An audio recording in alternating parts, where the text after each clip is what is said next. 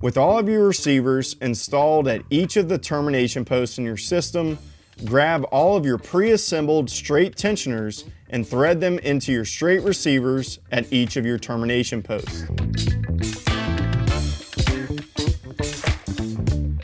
Once you have pre-installed all of your straight tensioners, your next step will be to pre-install all of your pivot tensioners. When pre-securing your pivot tensioners into your pivot receivers, we recommend starting with your bottom tensioner first and working your way up. Slide the pivot receiver eye into the slot of the pivot receiver and loosely insert the pivot receiver pin through the hole in the pivot receiver.